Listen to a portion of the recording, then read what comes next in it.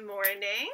I have my lanyard on. You know what that means. I will be headed to Sanford today for a couple of things, and I look forward to seeing a couple of you. We're going to get done with chapter 15, and then we only have one more chapter after that, so tomorrow we will be done. A couple of weeks after my first lie still with Granddad, Mona came to get me. It was afternoon, and Dorothy and I were playing chase the ball outside in the yard. Sorry, Dorothy, but Toby's got a very important appointment, Mona said, clipping my leash on my collar. She took me to a car. Patsy sat in the front seat and drove, while Mona and I sat in the back. I pressed my nose to the window, which was open just a crack at the top.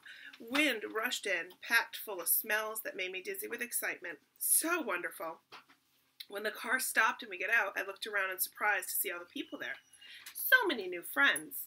I wagged and wagged as Mona took me on my leash through the crowd, and people smiled and stopped to pet me. One little girl even gave me a crunchy, salty treat from a bag that rustled in her hand. I like this place very much. Come on, Toby, the race is going to start soon. Mona urged, tugging on my leash. She took me to where the crowd was thickest. A group of boys was standing together on the grass.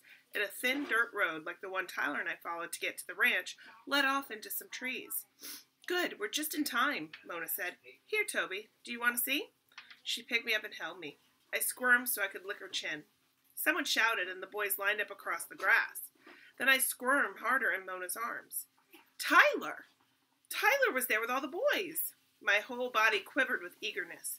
This morning, Tyler had not come to get me for my run, but he was here, now. Shouldn't I go to him? A man was standing near the boys, and he put a hand up in the air. He was holding some kind of a toy in it, something black and shiny. The toy made a loud noise. I twitched in surprise, and all the boys started running toward the forest. Running. I squirmed harder and whined. Tyler was running without me. This wasn't what was supposed to happen. When Tyler ran, I belonged to him.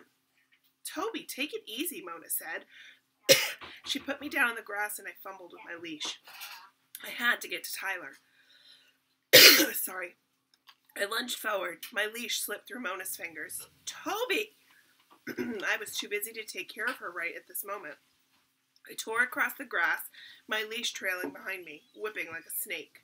I dodged, trampling feet and grabbing hands. The boys had nearly reached the trees by now. I'd catch them. After all the running Tyler and I had done, my legs were strong and the pads of my paws were tough. Sorry. Those boys could not get away from me. Now pause it.